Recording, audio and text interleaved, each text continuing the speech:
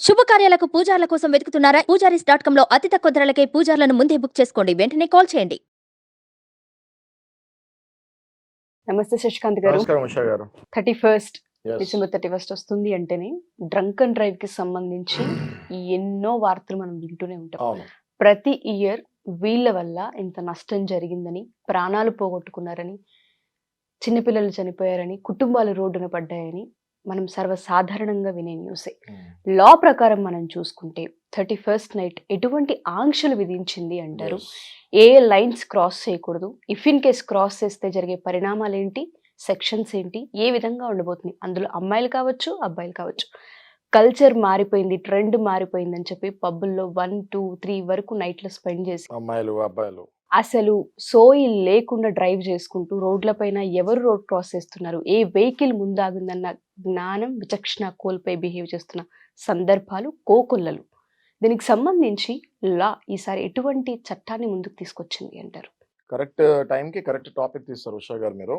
ఇప్పుడు December 31st రాబోతుంది కాబట్టి మనం ఎంజాయ్మెంట్లో పడి మీరు అన్నట్టుగా చాలామంది 31st మిడ్ నైట్ ఓకే ఈ ఎప్పుడైతే ఈ 12 దాటుతుందో అని అని ఎదురు చూసే క్రమంలో వాళ్ళని వాళ్ళు మర్చిపోయేంతగా తాగుళ్ళలో మునిగి తేలి అబ్బాయి అమ్మాయి ఆడ మగ అని తేడా ఎప్పుడో పోయింది ఈ మధ్యకాలంలో. పబ్స్ మనం చూస్తున్నాము, అక్కడ అబ్బాయిల కంటే అమ్మాయిలే ఎక్కువ తాగుతున్నారు. ఓకే, సో అది కూడా నార్మల్గా తాగట్లేదు, వీళ్ళు తాగిన తర్వాత సోయే కోల్పోతున్నారు. ఓకే, అలాంటి టైంలో వీళ్ళు ఏం చేస్తారో వాళ్ళకే తెలియదు. ఓకే, ఒకళ్ళ కారు ఒకళ్ళు డ్రైవింగ్ వచ్చా సరిగ్గా రాదా ఇవన్నీ మర్చిపోయి కారు స్టార్ట్ చేసుకొని రోడ్డు మీద విచ్చలవిడిగా ఇంకా అంటే అది ఆ మైకంలో ఎంత స్పీడ్లో వెళ్తున్నారు, సిగ్నల్ ఎక్కడున్నాయి, ఎవరైనా రోడ్ క్రాస్ చేస్తున్నారా, వెహికల్స్ ముందు ఆగున్నాయా, వెహికల్ ముందు ఆగున్నాయా, మనం అదే అసలు స్పీడోమీటర్లో ఎంత స్పీడ్లో ఉన్నాం అన్నది మర్చిపోయి వెళ్ళిపోతున్నారు. అనేక ఆంక్షలు గవర్నమెంట్ తీసుకున్నా కూడా వీళ్ళని ఆపలేకపోతున్నాము. ఓకే, అయితే మీరు చాలా కరెక్ట్ టాపిక్ తీశారు కాబట్టి దీంట్లో పరిణామాలు ఎలా ఉన్నాయో మనం మాట్లాడుకుందాం. ఓకే, ఎవరైనా 31st నైట్ కానివ్వండి, నార్మల్గా కానివ్వండి, సరే ఇప్పుడు 31st నైట్ కాబట్టి మందు బాగా తాగి సోయ కోల్పోయి కారు నడుపుతూ వెళ్ళి ఎవరైనా గుద్దినా గుద్దకపోయినా ఒకవేళ ఆల్కహాల్ టెస్ట్ చెకింగ్లో దొరికిన ట్రాఫిక్ పోలీస్ వాళ్ళకి ఇందులో ఏమేమి యాక్ట్స్ ఉంటాయి, ఏమేమి సెక్షన్స్ ఉంటాయి, ఎలా జరిమానాలు, ఎంతకాలం జైలుకి అనేది మనం మాట్లాడుకుందాం. మొదటిగా మందు తాగి కారు నడపడమే చాలా పెద్ద తప్పు, అదొక సెక్షన్ కిందకి వెళ్తుందండి. మోటార్ వెహికల్ యాక్ట్ 1989లో క్లాజ్ 17 ప్రకారం అసలు మందు తాగి బండి నడుపుతమే తప్పు. ఓకే, నంబర్ 1 ఆ క్లాజ్ ప్రకారమే వీళ్ళకి 10,000 నుంచి జైలు జరిమానా కాకుండా 6 నెలల నుంచి 3 ఏళ్ల వరకు జైలు శిక్ష పడే అవకాశం ఉంటుంది. ఈ మధ్య జైలుకి చాలామంది వెళ్తున్నారు, అది కామన్ పబ్లిక్కి తెలియకపోతే తెలుసుకోండి. ఓకే, ఈ మధ్య ఈ ఆల్కహాల్ టెస్టింగ్లో డ్రంక్ అండ్ డ్రైవ్లో జైలుకి చాలామంది వెళ్తున్నారు. ఈ విషయం చాలామంది తెలుసుకొని ఒళ్ళు దగ్గర పెట్టుకొని 31st నైట్ చాలా జాగ్రత్తగా మెలగండి. ఇప్పుడు ఈ రెగ్యులర్గా తాగేవాళ్ళు క్యాబులు తీసుకొని వెళ్ళిపోతున్నారు ఉషా గారు. ఏదోతే వీళ్ళని బలవంతంగా తీసుకెళ్తారో ఫ్రెండ్స్, ఆ రోజే చాలా రోజుల తర్వాత ఆ రోజే మందు బాగా తాగి నా కారు నేను ఇక్కడ వదలకూడదు అనే కంగారులో కారు రాత్రికి వదిలేయాలి అక్కడ. ఓకే, 12-1 గంట వరకు ఫుల్ తాగేస్తే వాళ్ళ కారు వాళ్ళు నడపాలనుకుంటే అక్కడే ప్రాబ్లం స్టార్ట్ అవుతుంది. నేను చెప్పేది ఏంటంటే పబ్ కానివ్వండి, బార్ కానివ్వండి, ఏదైనా కానివ్వండి, ఒకవేళ మీ కారు అక్కడ ఉండి డ్రైవర్ లేకపోతే ఆ కారుని అక్కడే వదిలేసేయండి. మీరు క్యాబో లేకపోతే ఏదో ర్యాపిడోలో ఇలాంటి బుక్ చేసుకొని మీ ఇళ్ళకి మీరు వెళ్ళిపోండి. లేదు నా కారు నేను వదలను, అక్కడే స్టార్ట్ అవుతుంది ప్రాబ్లం. ఈ బార్స్ దగ్గర పబ్స్ దగ్గర ఎక్కడ స్టార్ట్ అవుతుందంటే నా వెహికల్ నేను ఇక్కడ వదలను, నేను తీసుకెళ్ళాలి, అందులో మత్తులో ఉంటారు. ఓకే, వీళ్ళు ఆపుతూ ఉంటారు ఫ్రెండ్స్, అయినా కూడా వీళ్ళు వినరు. నా కారు నేను తీసుకెళ్లాల్సిందే, నా కారుని ఇక్కడ వదలను, డ్యామేజ్ అవుతుంది అది అనుకొని తీసుకెళ్తారు. అక్కడే ప్రాబ్లం స్టార్ట్ అవుద్ది. అది కార్ డ్యామేజ్ అవుతుందనే మీరు తీసుకెళ్తున్నారు, బయట ఎంతమంది లైఫ్లు డ్యామేజ్ అయిపోతున్నాయి, తర్వాత మీ లైఫ్ కూడా డ్యామేజ్ అయిపోద్ది. ఓకే, దయచేసి ఈ పాయింట్ కూడా గుర్తుపెట్టుకోండి. Don't take your cars out side after drinking, go in a cab are take a Rapido. Okay, ఇప్పుడు ఈ క్లాస్ ఏదైతే నేను చెప్పానో మీకు మోటార్ వెహికల్ యాక్ట్, అది కాకుండా ఐపీసీలో కూడా చాలా సెక్షన్స్ వర్తిస్తాయి. ఓకే. ఎవరైనా మీరు గుద్ది ఎవరైనా చనిపోతాం గానీ, ఎవరికైనా దెబ్బలు తగులుతాం గానీ, లేకపోతే ఏదైనా ప్రాపర్టీ డ్యామేజ్ పబ్లిక్ ప్రాపర్టీ ఏదైనా డ్యామేజ్ జరుగుతాం గానీ, ఇట్లాంటివేమైనా జరిగితే ఈ మోటార్ వెహికల్ యాక్టే కాకుండా మీ పైన అనేక వేరే సెక్షన్స్ కూడా పడతాయి. ఓకే. ఫర్ ఎగ్జాంపుల్ మీకు పడే సెక్షన్స్ ఇందులో పబ్లిక్ ప్రాపర్టీ డ్యామేజ్ ఏమైనా మీరెళ్ళి ఏదైనా గుద్దేసి అక్కడ పబ్లిక్ బస్ స్టాండ్‌లు ఉంటాయి. లేకపోతే ఎన్నో పబ్లిక్ ప్రాపర్టీస్ ఉంటాయి బయట. గుద్దేసి మీ కార్ డ్యామేజ్ అవుద్ది. మీకు దెబ్బలు తగులుతాయి. దాంతో పాటు ఈ పబ్లిక్ ప్రాపర్టీ డ్యామేజ్ అయితే పీపీడీ యాక్ట్ కింద ఓకే. అదొక సెక్షన్ మీకు బుక్ అవుతుంది. ఒకవేళ మీ కార్ ఎళ్లి వేరే ఏదైనా కార్‌ని గుద్దేసినా వాళ్ళు మీ మీద కంప్లెయింట్ ఏస్తారు. ఓకే. అది కాకుండా మీరెళ్లి ఎవరైనా టూ వీలర్‌ని గుద్దేసినా, ఎవరైనా మనిషి ఏమైనా చనిపోయినా మీ మీద కల్పబుల్ హోమోసైడ్ కేసు ఇదైతే స్ట్రెయిట్ మర్డర్ కేస్ కింద బుక్ అవుతుంది. Killing a person knowingly are annoyingly killing a person is a crime. Okay. నేను మత్తులో ఉన్నాను, నేను గుద్దేశాను తెలీదు అంటే అది మీకు మత్తులో ఉన్నప్పుడు మీరు అసలు ఇలాంటి పనులు చేయకూడదు. సో అది మీ మీద అప్ టు 7 ఇయర్స్ జైలు పడే అవకాశం ఉంటుంది. ఓకే. తెలిసి చేసినా, తెలియక చేసినా తప్పు తప్పే. Ignorance is not an excuse for law. నాకు తెలీదు అంటానికి లేదు. తాగి బండి తీస్తే మీరు నడపలేరన్న విషయం మీకు తాగేటప్పుడే తెలుసుకోవాలి మీరు. ఓకే. సో నేను అందరికీ చెప్పేది ఏంటంటే అమ్మాయిలు స్పెషల్లీ ఈ మధ్య అమ్మాయిలు ఎక్కువ తాగుతున్నారు. అబ్బాయిల కంటే అమ్మాయిలు ఎక్కువ తాగుతున్నారు.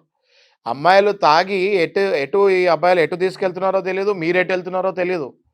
పొద్దునవుతే మీరు ఎక్కడ ఉంటున్నారో మీకు అర్థం అవ్వట్లేదు. పొద్దునవుతే మీరు ఎక్కడ ఉంటున్నారో మీకు అర్థం అవ్వట్లేదు అమ్మాయిలకి. ఆ తర్వాత మీరు ఏడ్చి గీ పెట్టి మొత్తుకున్న రాత్రి ఏం జరిగిందో కూడా మీకు తెలీదు. ఓకే. ఇట్లా చాలా జరుగుతున్నాయి. ఉషా గారు ఇట్లా చాలా జరుగుతున్నాయి. చూస్తున్నాం అండ్ సార్. వాళ్ళొచ్చి కంప్లెయింట్ ఇచ్చే పరిస్థితిలో కూడా కంప్లెయింట్ ఇయ్యాలన్నా అసలు ఎవిడెన్స్ ఉండాలి గదా! సోయలోనే లేకపోతే తెల్లారి లేసిన తర్వాత ఏం కంప్లెయింట్ ఇస్తారు? ఎవరు రేప్ చేశారని కంప్లెయింట్ ఇస్తారు? ఎక్కడికెళ్లారని కంప్లెయింట్ ఇస్తారు? అసలు ఏం జరిగిందని కంప్లెయింట్ ఇస్తారు? ఫస్ట్ నువ్వు తాగావని ఒప్పుకోవాలి. రైట్?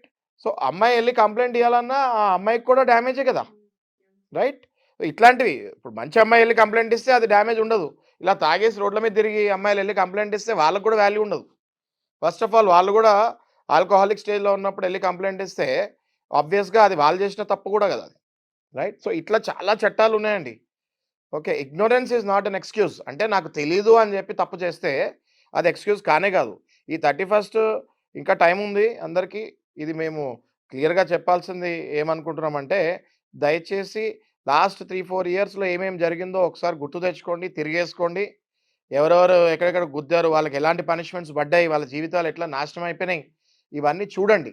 ఇవన్నీ చూసి అట్‌లీస్ట్ మీరు కంట్రోల్ చేసుకోండి. ఓకే. ఏ ఇయర్ నుంచి 23 నుంచి 24కి మనం వెళ్తున్నాము. హ్యాపీగా ఒక టార్గెట్స్ పెట్టుకోండి. ఏదైనా రిజల్యూషన్స్ తీసుకోండి. మంచి లైఫ్‌లో ఎలా ఎళ్ళాలి, బీదవాళ్ళకి ఎట్లా సపోర్ట్ చేయాలి, సమాజానికి పనికొచ్చే పనులు, మీ ఫ్యామిలీకి పనికొచ్చే పనులు ఎలా చేసుకోవాలని ఆలోచించి ముందుకెళ్ళండి. అంతేగాని లాస్ట్ ఇయర్ కంటే ఈ ఇయర్ ఎక్కువ తాగాలి, లాస్ట్ ఇయర్ కంటే ఈ ఇయర్ ఎక్కువ డాన్స్‌లేయాలి, లాస్ట్ ఇయర్ కంటే ఈ ఇయర్ ఎక్కువ డబ్బులు పబ్‌లో ఎగిరేయాలి. ఇలాంటి పిచ్చి పిచ్చి ఆలోచనలు పెట్టుకోకుండా మంచి రిజల్యూషన్ తీసుకొని ఎళ్ళమని నేను కోరుకుంటున్నాను. స్టూడెంట్స్ కానివ్వండి, ఎవరైతే ఎంప్లాయీస్ ఉంటారో వాళ్ళకి కానివ్వండి, గవర్నమెంట్ జాబ్స్ చేసే వాళ్ళకి చాలా కానివ్వండి, ఇది మర్చిపోయాను వాళ్ళకి ఈ పాయింట్ ఉషా సంబంధించి గారు. ఎంప్లాయీస్ ఎవరైతే ఉంటుంటారో ఇఫ్ ఇన్ కేస్ వాళ్ళు ఇటువంటి కేసులలో ఇరుక్కున్నా, హ్మ్. ఒకవేళ వాళ్ళు ఇటువంటి డ్యామేజెస్ చేసినా వాళ్ళకి ఎటువంటి ఎఫెక్ట్స్ ఉంటాయంటారు? Especially yes. స్టూడెంట్స్. ఇది మళ్ళీ చాలా కరెక్ట్ పాయింట్ తీసారండి మీరు ఉషా గారు. స్టూడెంట్స్ గనక తాగి, గుద్ది, ఈ డ్రంక్ అండ్ డ్రైవ్ కేసులలో ఇరుక్కుంటే వాళ్ళకి వీసా వస్తానికి కూడా ప్రాబ్లమ్ అవుతుంది. నేను చాలా కేసెస్ చూసాను. హ్మ్. ఓకే. అమెరికా నుంచి వచ్చి న్యూ ఇయర్‌కి ఇక్కడ సెలబ్రేషన్ చేసుకొని పాస్‌పోర్ట్ కన్ఫిస్కేట్ అయిన కేసెస్ చాలా ఉన్నాయి. ఓకే. డ్రంక్ అండ్ డ్రైవ్‌లో ఇరుక్కొని వాళ్ళ పాస్‌పోర్ట్స్ కన్ఫిస్కేట్ అయిన ఇష్యూస్ చాలా ఉన్నాయి. నెక్స్ట్ ఇక్కడి నుంచి అసలు అమెరికాకి ఎళ్దాము అనుకున్న విద్యార్థులు, విద్యార్థినులకి ఈ 31 రోజు ఏదైనా అఘాయిత్యం గనక జరిగి మీరు తాగేసి మీరు పక్కన కూర్చున్నా కూడా కేస్ అవుతుంది. Please try to understand. నేను తాగేసాను. నేను నడపట్లేదు కారు. పక్కన మా ఫ్రెండ్ ఇద్దరికీ లాస్ట్ టైమ్ అయిన ఇన్సిడెంట్స్‌లో క్లియర్‌గా పోలీస్ డిపార్ట్‌మెంట్ చెప్తాం జరిగింది. కో పైలట్ అండ్ పైలట్ అంటే డ్రైవర్ అండ్ కో డ్రైవర్ పక్కన కూర్చున్న వాళ్ళు ఇద్దరి మీద కేసులు అవుతాయి. లాస్ట్ టైం మనం ఒక చాలా పెద్ద కేసు చూసాం ఇక్కడ. మన పంజాగుట్ట సర్కిల్‌లో. కార్ ఇట్లా ఎగిరి అటు పడితే లైన్‌గా రోజుకొకళ్ళు పోయారు ఆళ్ళ ఫ్యామిలీలో. దాని తర్వాత అది చాలా సీరియస్ అయింది issue. Co pilot, co driver only తాగినోడిదే కాదు. ఆ కార్‌లో కూర్చున్నోళ్ళది కూడా. ఎందుకంటే నువ్వు ఆ కార్‌లో కూర్చున్నావు. వాడు తాగి నడుపుతున్నప్పుడు you should not allow him to drive. Okay. So ఆయనతో పాటు మీ మీద కూడా కేసులు పడతాయి. దయచేసి ఇదొకటి చూడండి. నెక్స్ట్ మీరు జాబ్స్ గురించి మాట్లాడారు. చాలా కార్పొరేట్ సంస్థలు హెచ్ఆర్ డిపార్ట్మెంట్స్‌కి నేను విజ్ఞప్తి చేసేదేంటంటే, చాలా కార్పొరేట్ సంస్థలు ఈ రూల్ పెట్టింది. డ్రంక్ అండ్ డ్రైవ్‌లో మీరు దొరికి ఏదైనా చేస్తే మీ జాబ్ పోతది అని. అది చాలా మంచి రూల్స్ పెట్టారు. చాలా కార్పొరేట్ కంపెనీస్ పెట్టారు. నేను పేర్లు తీసుకోలేను. బట్ చాలా కార్పొరేట్ కంపెనీస్ పెట్టారు. ఏ కార్పొరేట్ కంపెనీస్ అయితే ఈ రూల్స్ హెచ్ఆర్ వాళ్ళు పెట్టలేదో దయచేసి పెట్టండి. రీజన్ ఏంటి అంటే రేపొద్దున ఒకవేళ జరగరానిదేమైనా జరిగి ఎవరైనా చనిపోతే మీ కంపెనీ పేరు కూడా చెడిపోతది. యెస్. ఫస్ట్ పలానా XYZ అనే కంపెనీలో పనిచేసే ఎంప్లాయీ గుద్దుతం వల్ల ఇంతమంది చనిపోయారు అని వస్తది. ఆ XYZ కంపెనీ మీ కంపెనీ పేరే అవ్వచ్చు. సో కైండ్లీ ఆ టైంలో అట్లీస్ట్ మీరు చెప్పొచ్చు. ఇట్లా మా హెచ్ఆర్ రూల్‌లో ఉంది మేము తీసేసామని చెప్పొచ్చు. డ్యామేజ్ కంట్రోల్ చేసుకోవచ్చు మీ కంపెనీ పేరు మీద. రెప్యుటేషన్ పోకుండా. సో అన్ని కార్పొరేట్ కంపెనీస్ గానివ్వండి, నార్మల్ కంపెనీస్ గానివ్వండి, ఒక హెచ్ఆర్ డిపార్ట్మెంట్‌లో, హెచ్ఆర్ రూల్స్‌లో ఒక రూల్ కంపల్సరీ పెట్టాలి. చాలా కంపెనీస్‌లో హెల్మెట్ లేకపోయినా కూడా జాబ్ తీసేస్తారు. ఓకే. తెలుసు కదా ఉషా గారు మీకు. ఇట్లా మంచి కంపెనీస్‌లో ఈ రూల్స్ పెడతారు. సో అందరూ కూడా ఇది ఇన్కార్పొరేట్ చేసుకుంటే ఇది చాలా ఎఫెక్టివ్‌గా ఎళ్తది మార్కెట్‌లోకి. ఎందుకంటే హెచ్ఆర్ రూల్స్‌లో ఒకవేళ ఇలాంటి పనులు చేస్తే జాబ్ తీస్తామంటే 100% ఆళ్ళు చేయరు. ఎందుకంటే ఆళ్ళు నెల తిరగగానే ఈఎంఐలుంటాయి. కమిట్మెంట్స్ ఉంటాయి. జాబ్ చాలా ఇంపార్టెంట్. కాబట్టి వాళ్ళు ఒక డ్రైవర్‌ని పెట్టుకుంటారు. పోతే పోయింది ఒక 500 1000 అని.